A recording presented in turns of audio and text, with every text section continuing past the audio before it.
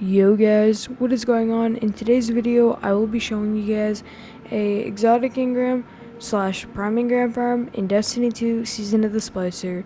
Now, before we get in the video, if you don't mind dropping a like and subscribing to the channel, it greatly helps us out and get us closer to that 10k mark. Also, we do have a Discord server with over 500 active members. If you want to join, the link is in the description below, at the top of the comment sections.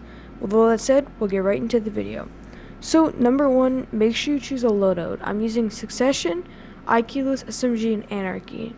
Now, my IQless SMG, I have Major Spec, and then I have Boss Spec on my Succession. My Succession Slideaway Snapshot, Accurized Full Bore, and then on my IQless SMG, I have Polygon Rifling, Tactical Mag, Substance, Disruptions Break, and I also have Warple, but I use Disruptions Break instead. I also have Major Spec, Master Reload Speed, and then Anarchy. Now, for mods, you can use Breach and Clear, but it's not that serious. You don't really need it for Anarchy right now. Like, this method that I'll show you guys isn't too insane, like, when it comes to damage, but you still want to have a good loadout.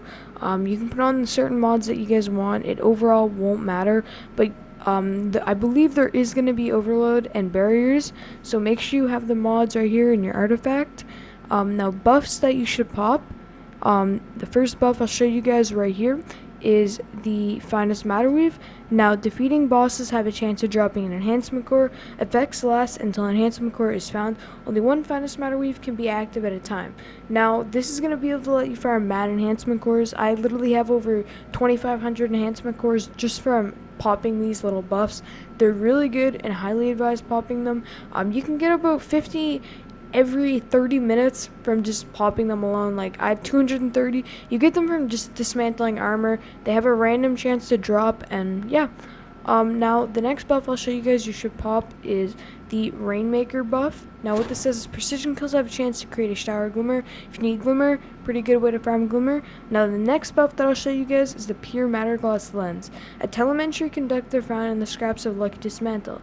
Effects last for 4 hours. Precision kills have a chance to drop weapon telemetries. So this is going to be able to let you get random drops telemetries to farm, and then when you bring them into Banji, you can get legendary weapons. But yep, this is what I'll be using for the farm. All the buffs that I have popped, and then I'm also using Top Tree Arc Staff. So what this allows me to do is dodging increases your melee range, allowing you to lunge further to strike enemies. Combatation Blow. Kill an enemy with this melee ability, trigger health regeneration, and increase your melee damage temporarily. Stacks up 3 times. Combat Flow. Melee kills recharge or dodge. Lethal Current. After dodging, each arc staff hit to create damage lightning after shock. And then I use Strafe Jump and Gambler's Dodge, and then the Arc Ball Grenade. But yeah, so for this method, you want to go to the destinations, go to the moon, and go to the Soros Harbor. Now, once you guys have done that, I'll show you guys exactly where to go. On my Ghost Shell, I have this buff, Guiding Light, and then I have Crucible Harvest, which doesn't matter. But if you look in the Season Pass, you're going to be able to get XP, which is going to give you exotic engrams. So not only you're kind of getting passive exotics, highly advise using these buffs. They'll give you higher chances of exotics. Well, not these buffs specifically, but they give you more XP. Now, once you load into the moon, you'll just follow exactly where I go. So, if you guys come over here, there's going to be a little event. Sometimes this will spawn in. I'm not quite sure how many times. Like, I believe it's actually Insta, but it's called the Altars of Soros. So you guys can actually farm some exotics here. I'm going to turn down the game volume, though, as this is actually really, really loud. I don't want this to be, ridiculously loud for you guys. But yeah, there we guys go. So, they're going to be these little yellow bar enemies that you guys have a chance of getting exotics from. Now, they are higher tier levels, so you're going to be getting more exotics and prime engrams and all that from them. Make sure you have a Warmine cell build set up as well. But yeah, there's tons of ads you guys can clear out. It's not too insane. Like, you can clear these out fairly fast, especially if you have Anarchy or all those other core hardcore weapons for PvP. I mean PvE. But yeah. Now, how this event works is there's going to be multiple waves of it. You may have joined halfway through, so you may have obviously gotten a half event. I believe that's what happened to me. But you just go all the way over to the next Soro. I don't know why this one's so far away. Good thing I can actually use my Sparrow. I have 10 seconds before it starts.